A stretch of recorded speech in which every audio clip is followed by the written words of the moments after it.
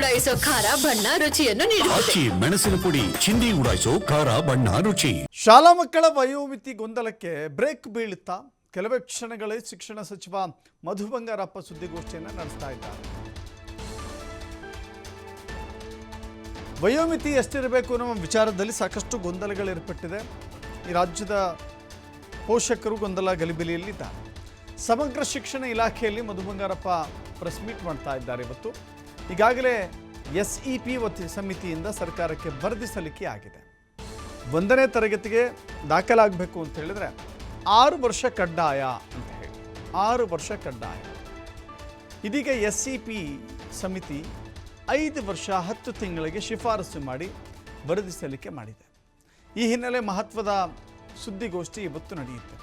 So 1ನೇ ತರಗತಿಗೆ admission ತೆಗೆದುಕೊಳ್ಬೇಕು ಅಂತ ಹೇಳಿದ್ರೆ ಆ ಮಗುವಿನ ವಯಸ್ಸಿನ ಪ್ರಮಾಣ ಎಷ್ಟಿರಬೇಕು ಅಂತ ಒಂದು ಕಡೆ SEP ಹೇಳ್ತಾ ಇದೆ 6 ವರ್ಷ ಅಂತ ಹೇಳಿ, ಸಮಿತಿ ಹೇಳ್ತಾ ಇದೆ 5 ವರ್ಷ 10 ತಿಂಗಳು ಅಂತ. ಸೊ ಮಗುವಿನ ಜನನ ಪ್ರಮಾಣದ ಪ್ರಕಾರ ಅಥವಾ ಜನನ ಪ್ರಮಾಣ ಪತ್ರದ ಪ್ರಕಾರ 5 ವರ್ಷ 10 ತಿಂಗಳು ತುಂಬಿದರೆ ಆ ಮಗು ಶಾಲೆಗೆ ಸೇರ್ಪಡೆಯಾಗಲಿಕ್ಕೆ ದಾಖಲಾಗಲಿಕ್ಕೆ ಎಲಿಜಿಬಿಲಿಟಿಯನ್ನು ಪಡ್ಕೊಳ್ಳುತ್ತೆ. ಬಟ್ ಇಲ್ಲಿ ಗೊಂದಲಗಳು ಸೃಷ್ಟಿಯಾಗಿರುವ ಕಾರಣಕ್ಕಾಗಿ ಶಿಕ್ಷಣ ಇಲಾಖೆಯೇ ಈ ಗೊಂದಲವನ್ನು ಸರಿಪಡಿಸಬೇಕಾಗಿದೆ, ತಿಳಿಯಾಗಿಸಬೇಕಾಗಿದೆ. ಸೊ ಈ ಕಾರಣದಿಂದಾಗಿ ಮಧು ಬಂಗಾರಪ್ಪ ಇವತ್ತು ಸುದ್ದಿಗೋಷ್ಠಿಯನ್ನು ಕರೆದಿದ್ದಾರೆ.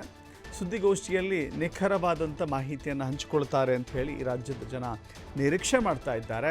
5 ವರ್ಷ 10 ತಿಂಗಳ ಅಥವಾ 6 ವರ್ಷನ, ಈ 4 ತಿಂಗಳ ವ್ಯತ್ಯಾಸದಲ್ಲಿ ಆಗುವಂಥ ಬದಲಾವಣೆಗಳಿದ್ದಾವಲ್ಲ, ಅದರಿಂದಾಗಿ 1 ವರ್ಷ ಮಗು ಮನೆಯಲ್ಲಿ ವೆಯ್ಟ್ ಮಾಡಬೇಕಾದಂಥ ಸ್ಥಿತಿ. ಹೇಳಿ ಕೇಳಿ ಈಗ ಜೂನ್ನಲ್ಲಿ ಶಾಲೆ ಮರುಪ್ರಾರಂಭ ಆಗುತ್ತೆ.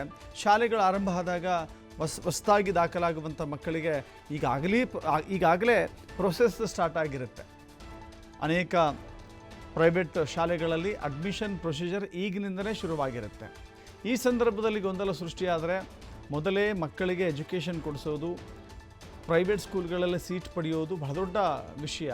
ಹೀಗಿರುವಾಗ ಇದು ಗೊಂದಲ ತಲೆಯಲ್ಲಿ ಇಟ್ಕೊಂಡ್ರೆ ಏನು ಕತೆ ಅಂತ ಹೇಳಿ ಜನ ಯೋಚನೆ ಮಾಡ್ತಾ ಇದ್ದಾರೆ.